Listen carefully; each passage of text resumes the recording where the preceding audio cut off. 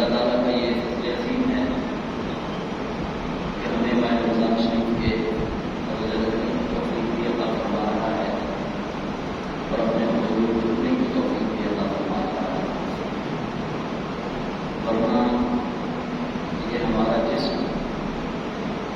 نہ تو اللہ کے حقوق کرنے کے لیے تیار ہے، کیونکہ یہ نفس کا غلام بن چکا ہے اور نفس تو اس کے لیے ہمیشہ شروع ہے، اس کو دے رہا کی ہے سو جاؤ، افطار کی ہے تو سو جاؤ. نفس تو اس کو آرام کی طرف اس کی طبیعت کو لے کر جا رہا ہے. یہ تو محض اللہ تعالیٰ کا فضل و کرم ہے کہ تم نے اپنے دل کی نمازیں پڑھنے کی، تراویح پڑھنے کی اور گزر کرنے کی توفیق عطا فرما رہا ہے. آج ہمارے رمضان شریف کی 13 تاریخ ہوگی.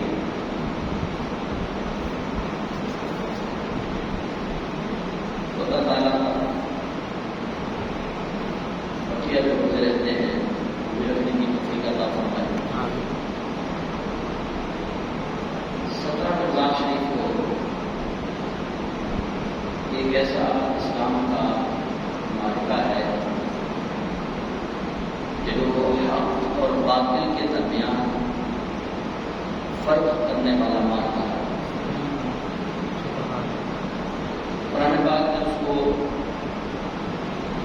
یوم الفرقان سے تعبیر کیا ہے. ہم اس کو سمجھنے کے لیے، سمجھانے کے لیے اور بالکل سادہ سے لفظوں میں ہم غزوہ بدر کہتے ہیں. اسلام کا یہ پہلا معرکہ ہے، باطل کے خلاف کیا گیا اور جہاد جو ہے فرض کی اس وقت ہوا تھا. غزوہ بدر کے وقت 2 ہجری جب نبی پاک علیہ السلام مدینہ منورہ تشریف لے گئے، لیکن اس کے باوجود بھی کفار مشرکین مکہ کی بغض اور حسد کی آگ جو ہے وہ نہ بجھی. وہ مدینہ شریف میں حضور عالم کو تنگ کرنے لگے، طرح طرح کے دھمکیاں میں اس پیغام وہاں پہنچاتے، ہیلے بہانے، حربے ایسے ڈھونڈتے کہ نبی علیہ السلام کو وہاں بھی تک کیا جائے. جانسارا نے مصطفیٰ نے کفار مشرکین کا علاج کرنے کے لیے یہ تو ہمیں مدینہ منورہ میں بھی آرام سے بیٹھنے نہیں دیتے، ان کا علاج تو کیا جائے. حضور سید عالم صلی اللہ علیہ وسلم کے چند صحابہ نے یہ پروگرام بنایا. ابو سفیان ملک شام گیا ہے تجارت کا قافلہ لے کر، تو واپس لوٹنے والا ہے، گزرنا اس نے مدینہ منورہ سے، تو کیوں نہ ہو کہ ہم اس راستے پر جا کر بیٹھ جائیں جس راستے سے ابو سفیان مال تجارت والا قافلہ لے کر گزر رہا ہے. وہ آئے گا، اس کو پھینٹی بھی لگائیں گے اور اس سے مال بھی چھینیں گے.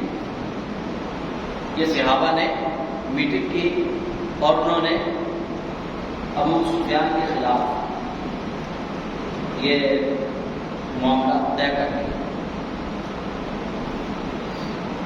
جب یہ معاملہ طے کر رہے تھے، اللہ کریم اللہ جلالہ قرآن پاک میں ارشاد فرماتا ہے وَإِذْ يَعِدُكُمُ اللَّهُ إِحْدَى الطَّائِفَتَيْنِ أَنَّهَا لَكُمْ وَتَظُنُّونَ أَنَّ غَيْرَ ذَاتِ الشَّوْكَةِ تَكُونُ لَكُمْ.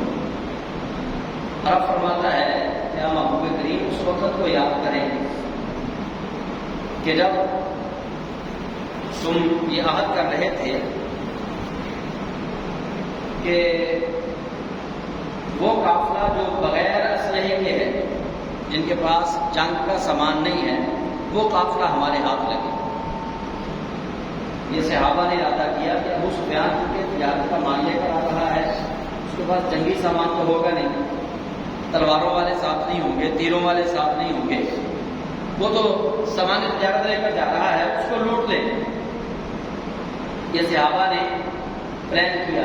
اللہ تعالیٰ فرماتا ہے کیا محبوب کریم صلی اللہ علیہ وسلم آپ اپنے صحابہ کو بتائیے اگر ابو سفیان جو تجارت والا قافلہ لے کر آ رہا ہے، اگر اس کو لوٹ لیا اور اس کو مارا پیغام یہ جائے گا کہ خالی ہاتھ لوگوں کو لوٹ لیا ہے، خالی ہاتھ لوگوں کو لوٹ لیا ہے۔ پیغام یہ جائے گا کہ یہ نہتے لوگوں سے مال چھینا گیا ہے۔ ابھی پیارے کافروں کی تربیت ہم بھی بنانا چاہتے ہیں، کافروں کو رسوائی اور ذلت ہم بھی دینا چاہتے ہیں، لیکن کس طرح کہ وہ پوری شان و شوکت کے ساتھ آئیں، وہ جنگی ساز و سامان لے کر آئیں، وہ اپنے لڑنے والے جنگجو لے کر آئیں، اپنا جنگ کا سامان تیرے ہوں، تلواریں ہوں ان کے پاس، تیر ہوں ان کے پاس، بھالے ہوں، نیزے ہوں، وہ پورے جنگ کے سامان کے ساتھ آئیں اور ان کی تعداد بھی آپ سے زیادہ ہو اور آپ کی تعداد ہو تھوڑی، پھر ہم آپ سے ان کو ذلیل کروائیں، تھوڑے لوگوں سے ان کو ذلیل کروائیں، ان کو مروائیں اور وہ مال چھوڑ کے بھاگ جائیں، پھر وہ جو مال آپ کے ہاتھ آئے گا نا، پھر دنیا کے اندر اسلام کا ڈنکا بجے گا، پھر آپ کے جان ساتھ ساتھیوں کی وفاداری اور بہادری اور حوصلے جرأت اور شجاعت کے تذکرے ہوں گے کہ مٹھی بھر لوگوں نے 1000 کو ناک سے چنے چبوا دیے، اور میں حبیب اپنے ساتھیوں سے کہہ دوں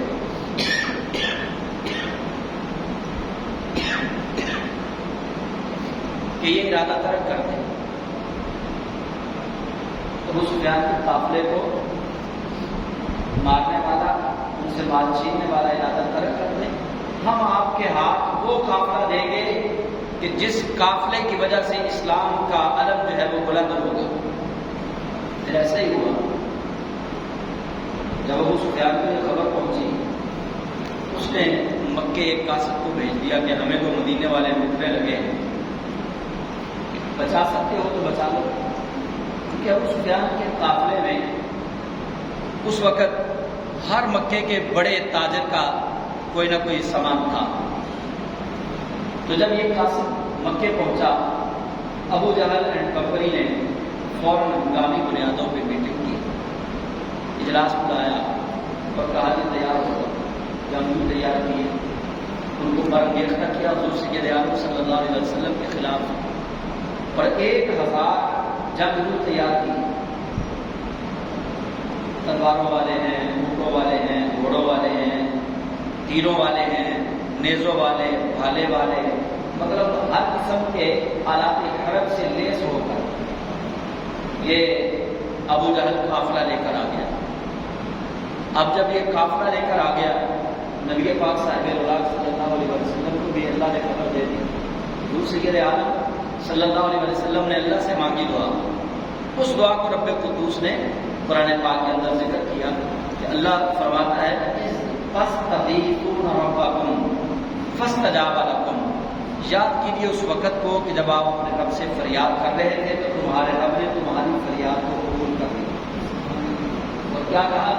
انی ممدکم، میں تمہاری مدد کروں گا بِأَلْفٍ مِّنَ الْمَلَائِكَةِ مُرْدِفِينَ، 1000 لگاتار آنے والے فرشتوں کے ساتھ، جو ایک دوسرے کے پیچھے آئیں گے لگاتار، جن کے آنے کا سلسلہ بند نہیں ہوگا، مردفین، لگاتار آنے والے فرشتوں سے آپ کی میں مدد کروں گا۔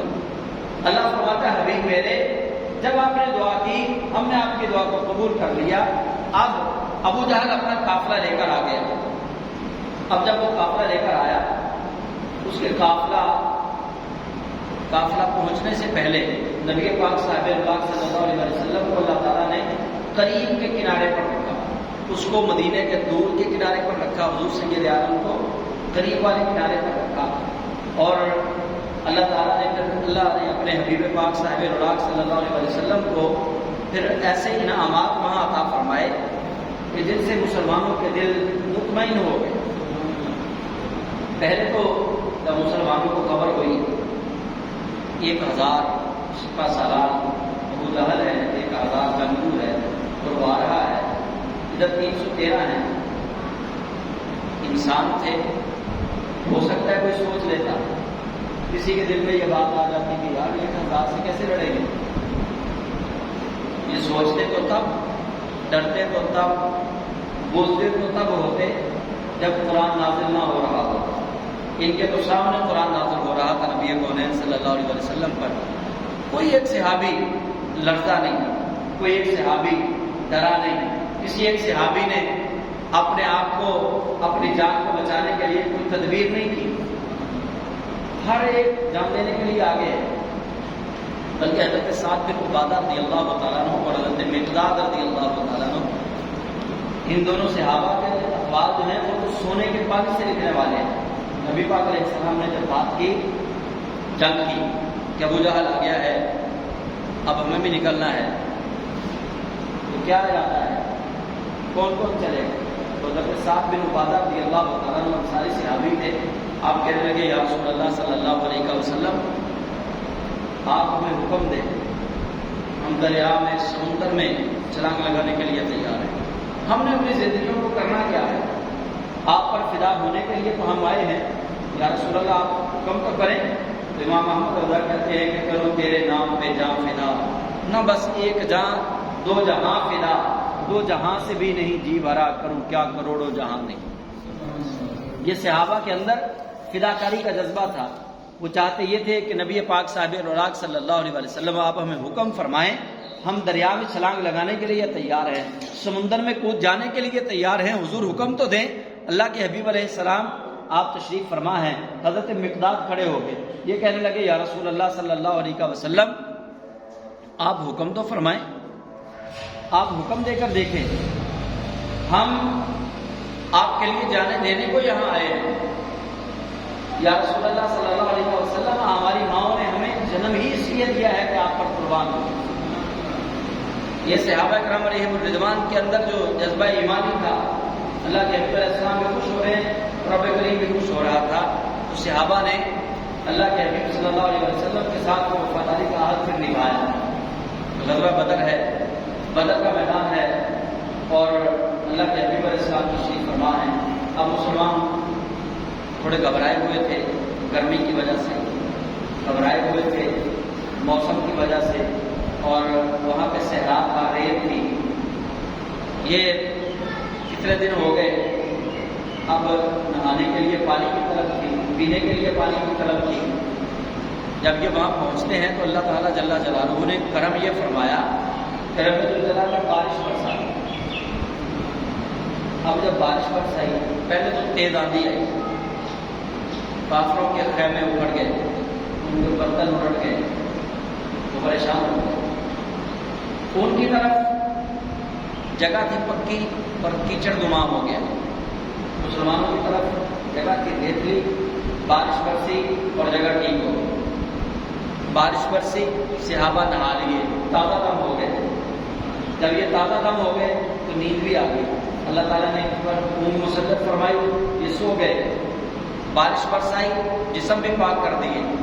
تو اللہ تعالیٰ قرآن پاک میں یہ سارا واقعہ رب الجلال نے قرآن کریم کے اندر اس کو درج فرمایا کہ نبی پاک صاحب اوراق صلی اللہ علیہ وسلم کے صحابہ سے اللہ فرما رہا ہے، اور محبوب کریم علیہ السلام سے کہ یغشیکم النعاس امنتم منہ وینزل علیکم من السماء۔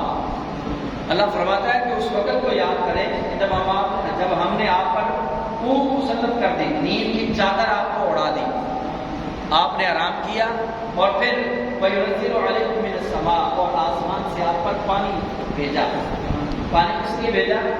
کہ مَاءً لِيُطَهِّرَكُم بِهِ وَيُذْهِبَ عَنكُمُ الرِّجْسَ، اس لیے پانی بھیجا تاکہ تم پاک بھی ہو جاؤ، اللہ تم سے ہر قسم کی نجاست کو دور کر دے۔ عَنكُم رِّجْزَ الشَّيْطَانِ، شیطانی نجاست کو تم سے دور کرے، وَلِيَرْبِطَ عَلَىٰ قُلُوبِكُمْ، اور تمہارے دلوں کو مضبوط کر دے۔ یہ رب کے انعام ہو رہے ہیں۔ بارش برسا دی گئی، ریتلی زمین تھی، وہاں پہ پاؤں جمنا شروع ہو گئے، اونٹوں کے، گھوڑوں کے، اور کفار مشرکین کی طرف جگہ جو تھی وہ بڑی سخت تھی، ادھر کیچڑ ہو گیا۔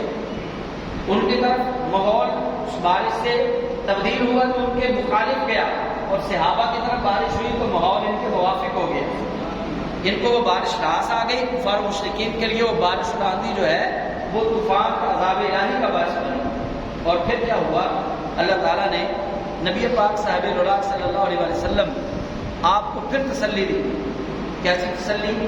اللہ فرماتا ہے وَلِيَرْبِطَ عَلَىٰ قُلُوبِكُمْ، اس بارش کے ساتھ ایک تو آپ کے دل جو ہے مضبوط ہو جائیں گے، وَيُثْبِتَ عَلَىٰ قُلُوبِكُمْ، اور تمہارے قدم جو ہیں وہ جم جائیں گے اس بارش کے ساتھ۔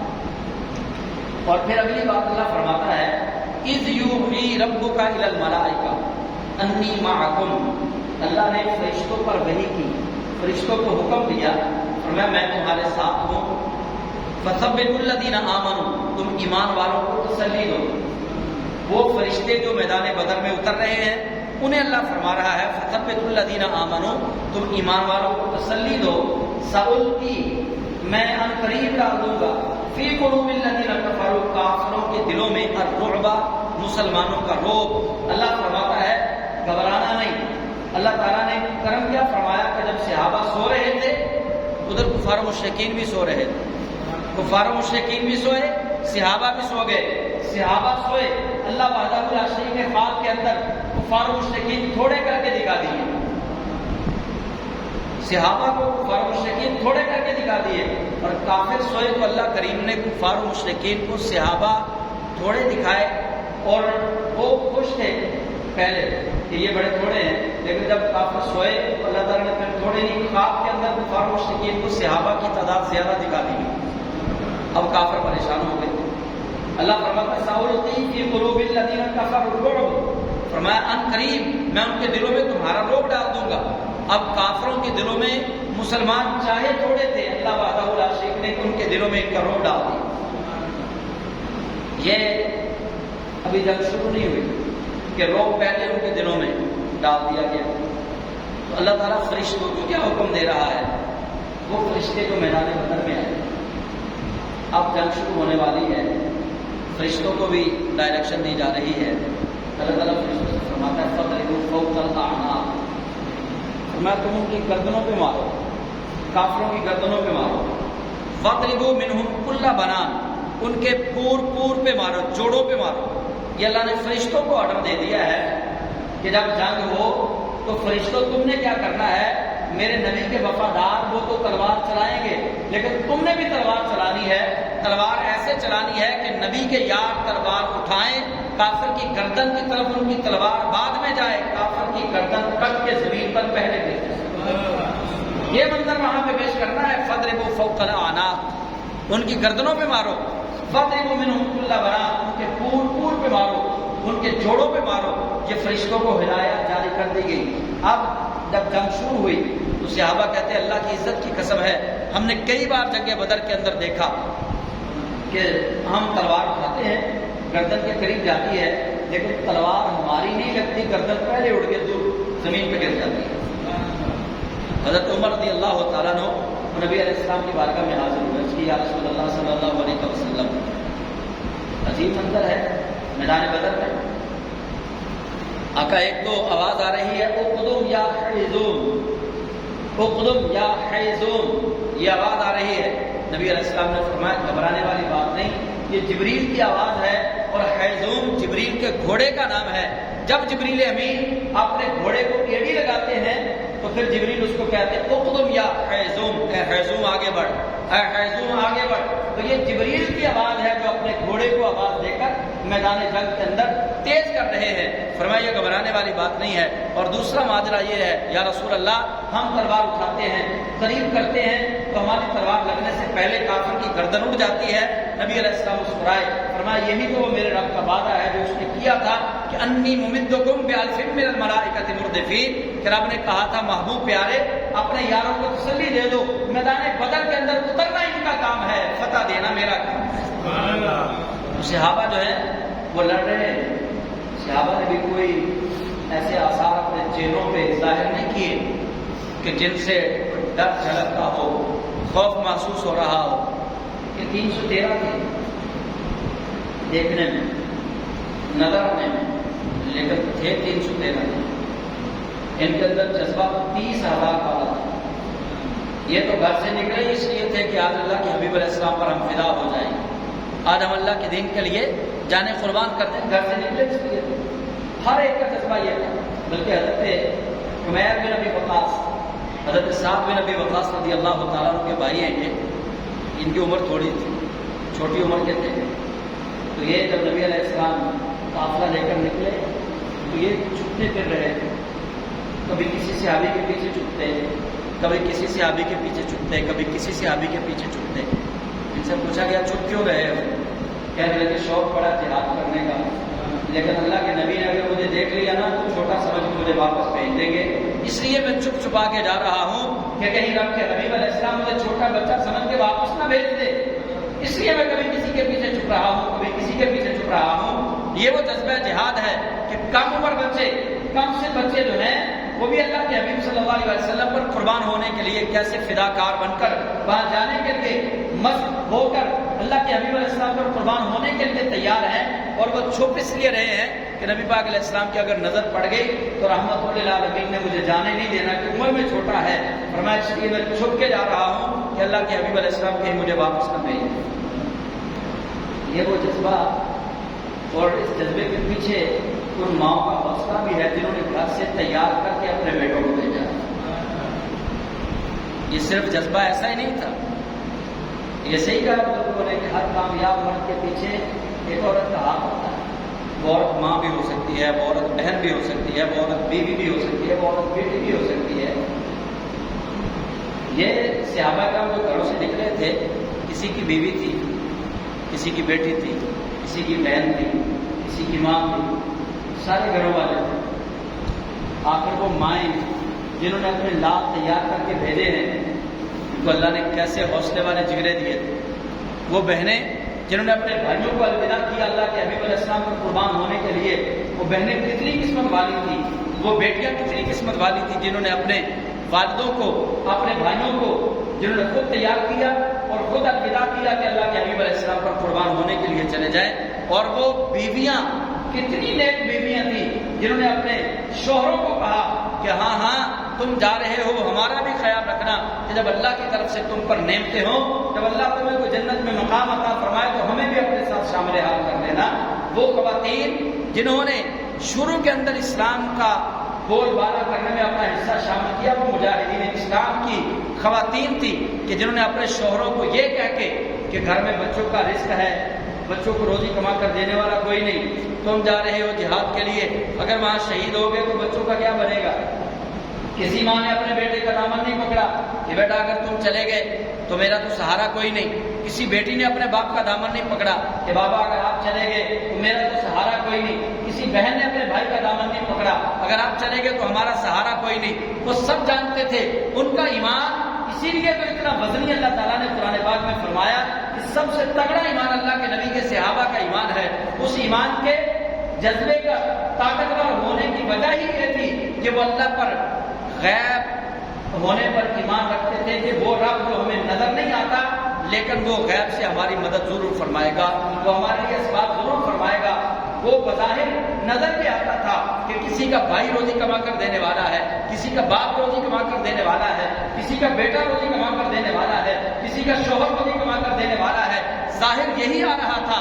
لیکن صحابیات کا ایمان یہ تھا کہ بظاہر وسیلے اللہ نے یہ بنائے ہیں لیکن مسبب الاسباب اسی کی ذات ہے۔ وہ مسبب الاسباب جب یہ چلے جائیں گے ہمارے لیے اسباب پیدا فرمائے گا۔ ورنہ اگر وہ خواتین اپنے خاوندوں کو روکتی، اپنے باپوں کو روکتی، اپنے بیٹوں کو روکتی، اپنے بھائیوں کو روکتی تو یقیناً یہ قافلہ 313 کا بنا ہوتا۔ ہو سکتا ہے یہ قافلہ اس سے بھی کم ہو جاتا، لیکن جس جگہ پہ یہ مجاہدین اسلام اول جو دستہ اسلام کا نکلا 313 کا، جس جگہ یہ مجاہدین بڑی شان والے ہیں، اسی طرح ان مجاہدین کو تیار کر کے گھر سے بھیجنے والی خواتین اسلام بھی بڑی شان والی ہیں۔ یہ مارکہ بدر ہے۔ اللہ تعالیٰ نے یوم الفرقان کہا، ہمیں آج حق اور باطل کا فرق جو ہے وہ واضح ہو جائے گا کہ حق کیا ہے اور باطل کیا ہے۔ فرق کیسے واضح کرنا؟ فاروق کی دلدلاتے پھر رہے ہیں، ان کے پاس اسلحے والے لوگ ہیں، تلوار ہے، تیر ہے، آہنی لباس انہوں نے پہنے ہوئے ہیں۔ یہ تھوڑے سے، ان کو تو ہم ایسے ہی مار دیں گے، ان کو تو ہم نے ہاتھوں سے مار دینا ہے، یہ تو تھوڑے سے ہے۔ غرور اور تکبر ان کا عروج پر تھا۔ یہ سب سے پہلے چھوٹا سا طبقہ انہوں نے سمجھا تھا اسلام، انہوں نے یہ تانا دیا تھا کہ یہ چھوٹا سا طبقہ ہے۔ ہمارے ہاں بھی حکمرانوں کو کبھی کبھی غرور، تکبر اور انانیت کا ایسا نشہ چڑھتا ہے کہ وہ اسلام کی جماعتوں کو کچلنے کے لیے ایسے الفاظ استعمال کر دیتے ہیں، لیکن اللہ کی لاٹھی بڑی بے آواز ہے۔ اللہ جب کسی سے عزت چھینتا ہے تو پھر بتاتا نہیں، کسی سے جب بادشاہ چھینتا ہے تب بھی نہیں بتاتا۔ آج میں دیکھ رہا ہوں پاکستان میں فین فالوئنگ عمران خان کی بہت زیادہ بڑھ گئی، اسٹوڈنٹس اس کے پیچھے ہو گئے، لیکن اللہ کو تکبر جو ہے یہ پسند نہیں ہے۔ اللہ قرآن پاک میں فرماتا ہے تؤتی الملک من تشاء وتنزع الملک ممن تشاء، رب فرماتا ہے جس کو چاہوں بادشاہت عطا فرما دو، جس سے چاہوں بادشاہ چھین دو۔ بادشاہ دینے کے پیچھے بھی رب کی حکمت کار فرما ہے، بادشاہ چھن جانے پر بھی اللہ کی حکمت کار فرما ہے۔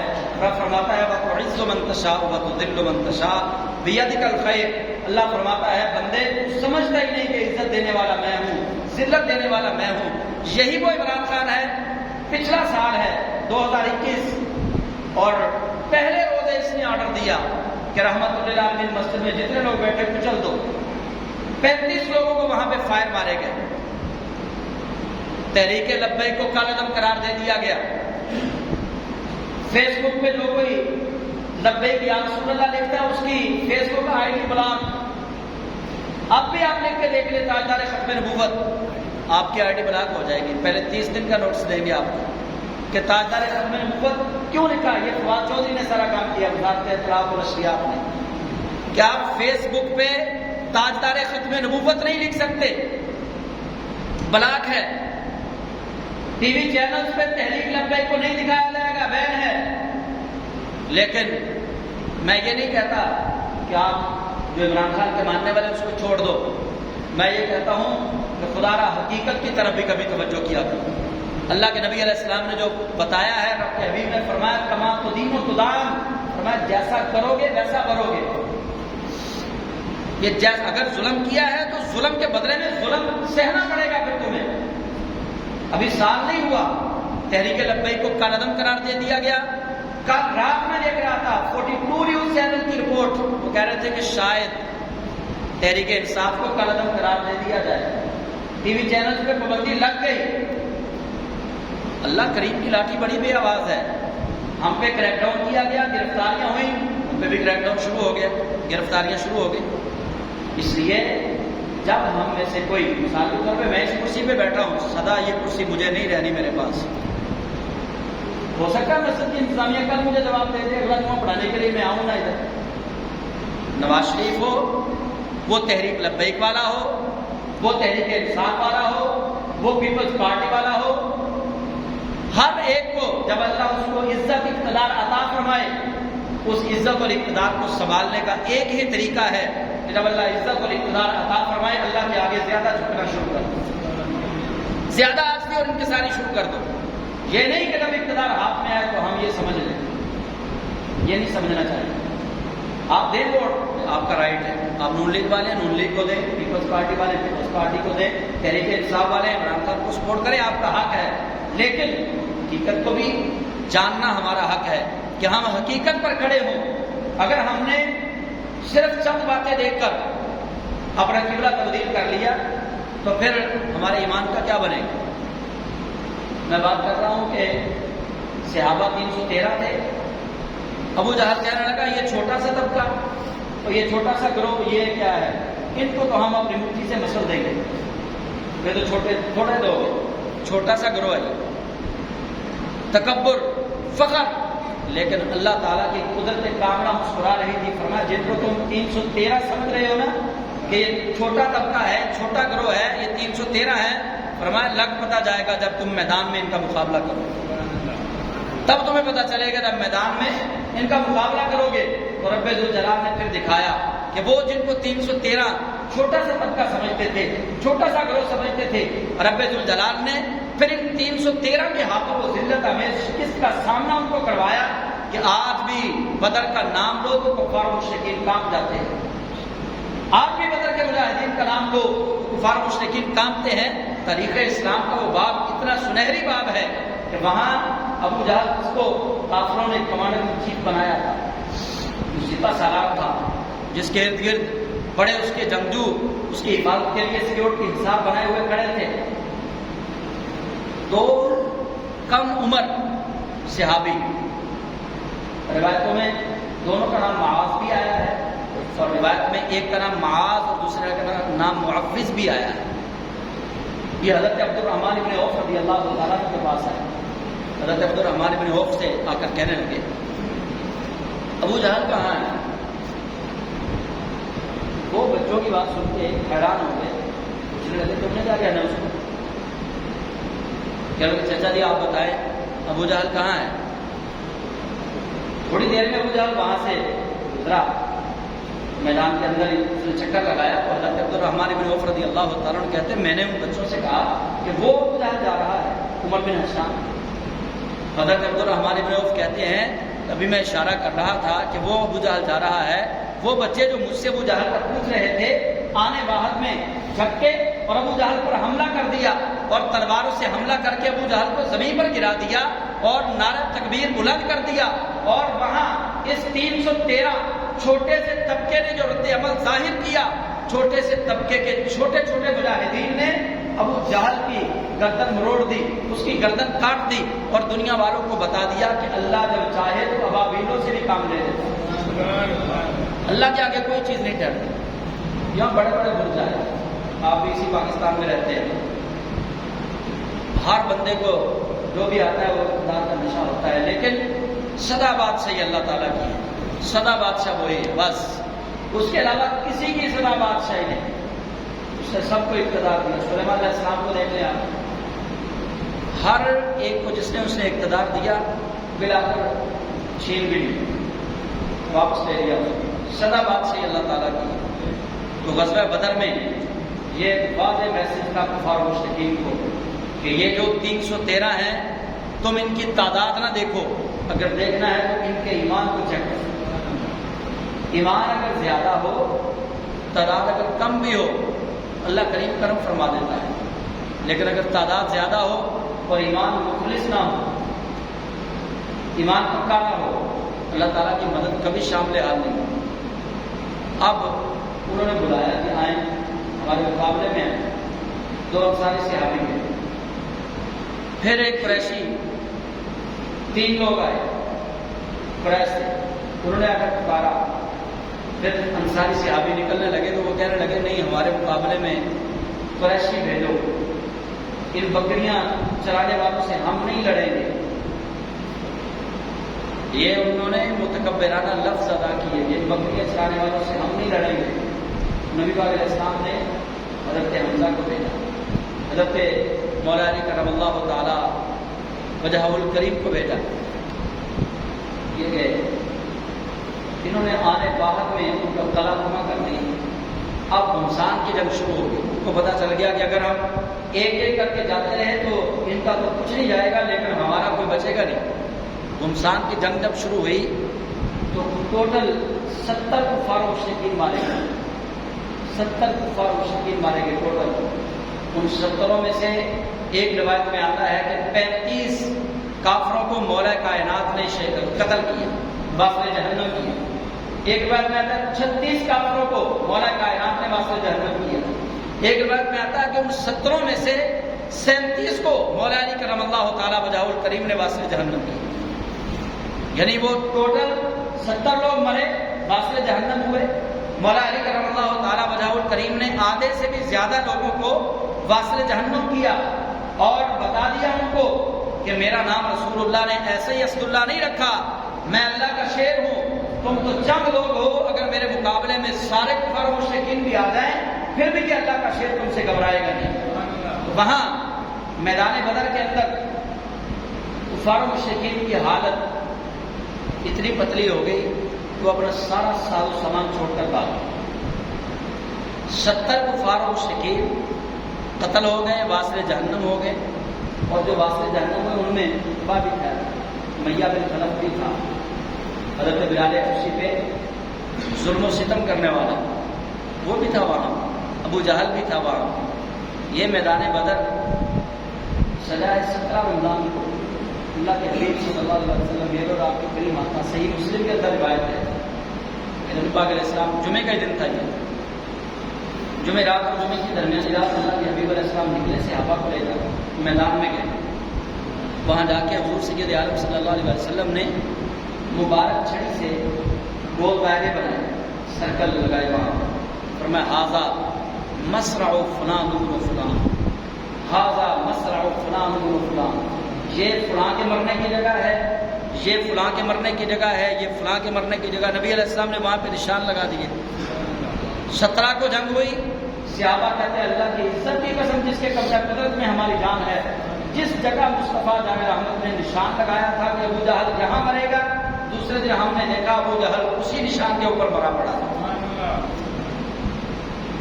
اللہ کے حبیب علیہ السلام نے پہلے مرنے کی جگہ ان کی بتا دی کہ یہ یہاں مرے گا، یہ یہاں مرے گا، یہ یہاں مرے گا۔ صحابہ فرماتے ہیں خدا کی عزت کی قسم جس کے قبضہ قدرت میں میری ہماری جان ہے، اللہ کے نبی علیہ السلام نے جس جگہ فرمایا تھا اسی جگہ کفار و مشرکین کے لاشیں ہم نے پڑے ہوئے دیکھے۔ میاں بن خلف جب مرا، اس کو جب واسطے جہنم کیا جانے لگا تو حضرت بلال حبشی رضی اللہ تعالیٰ عنہ کو بلایا گیا کہ جناب بلال تشریف لائیے، یہ وہی کمینہ خصلت انسان ہے جو آپ پر ظلم و ستم کرتا تھا، اپنی تلوار سے اس کا سر تن سے جدا کیجیے تاکہ آپ کو بھی تسکین ملے۔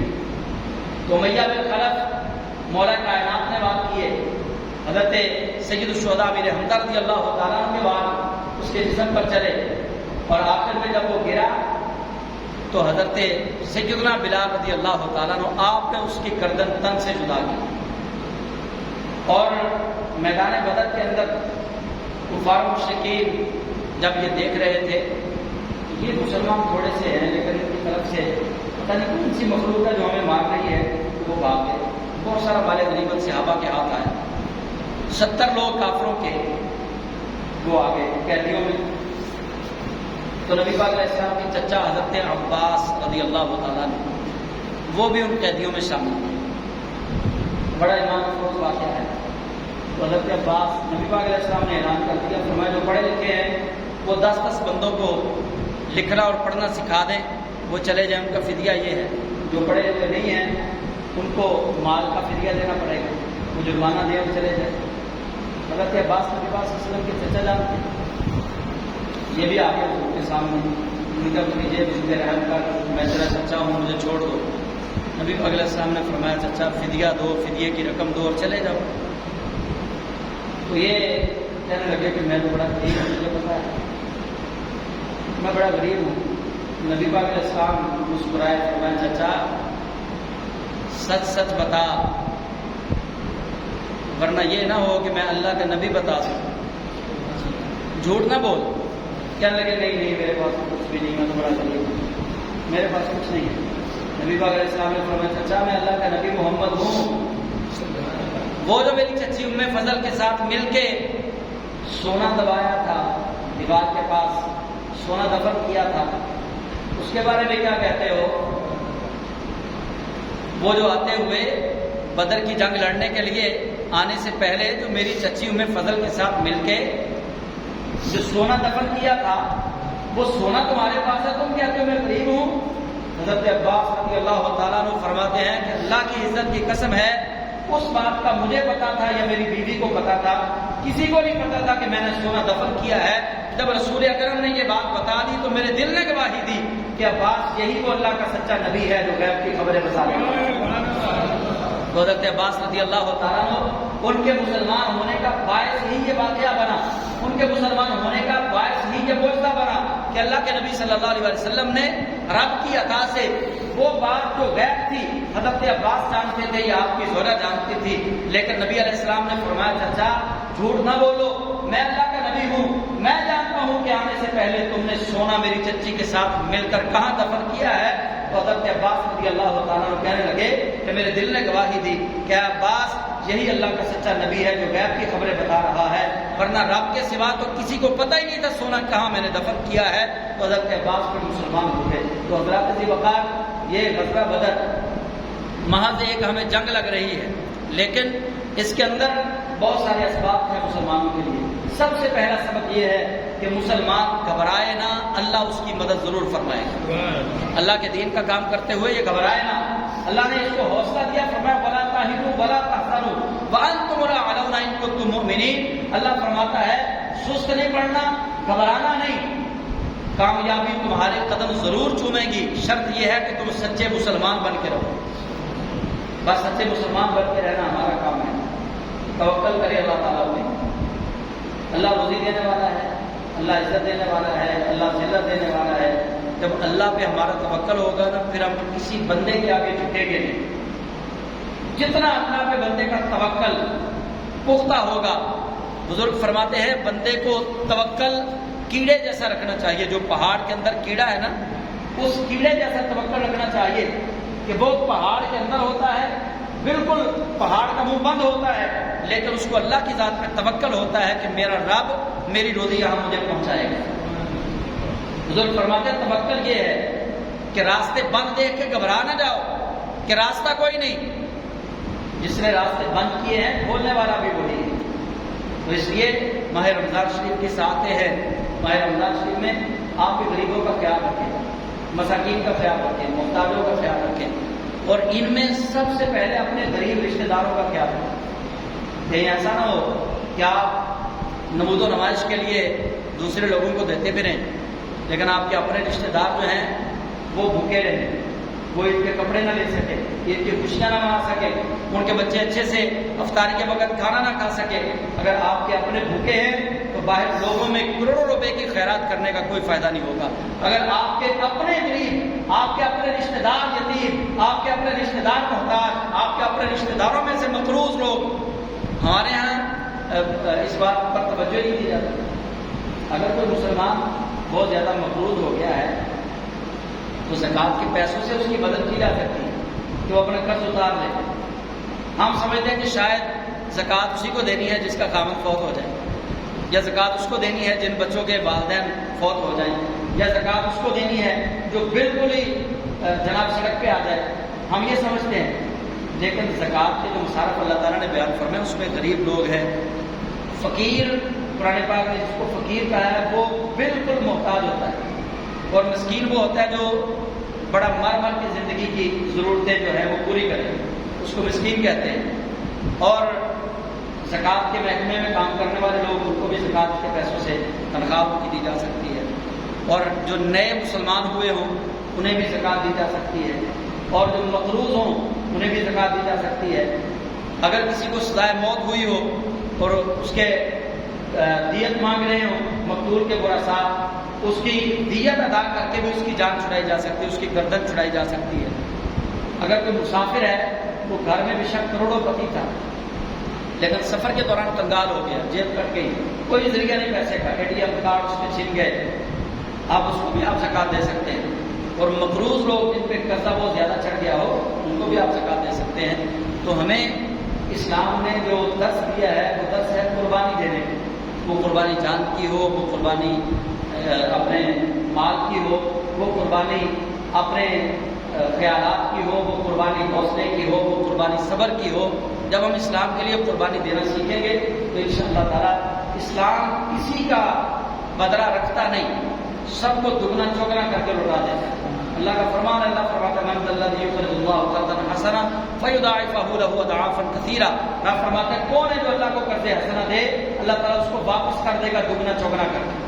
تو اس لیے یہ غزوہ بدر جو ہے سب سے پہلے ہمیں اللہ پہ توکل رکھنے کی تلقین کر رہا ہے۔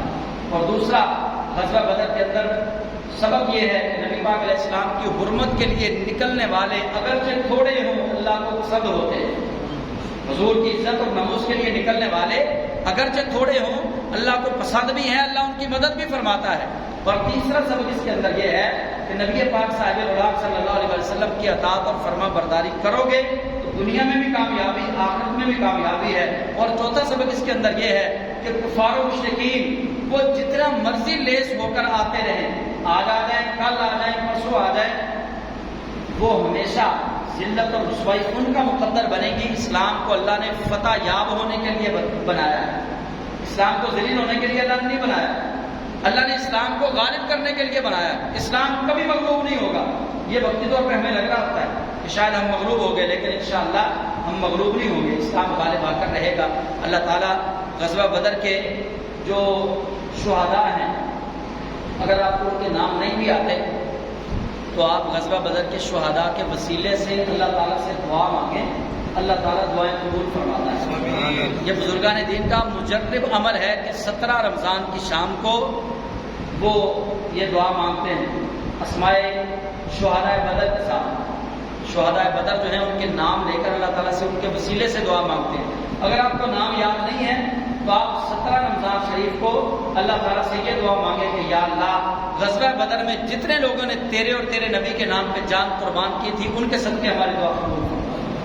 تو ایسے ان کے واسطے سے اللہ تعالیٰ سے دعا مانگے، اللہ تعالیٰ دعا قبول فرمائے گا۔ اور ماہ رمضان شریف میں نیکیوں کا خیال رکھیں، گناہوں سے اجتناب کریں۔ اللہ تعالیٰ اپنے محبوب کا صدقہ مجھے اور آپ سب کو بامن مسلمان بننے کی توفیق عطا فرمائے۔ آمین۔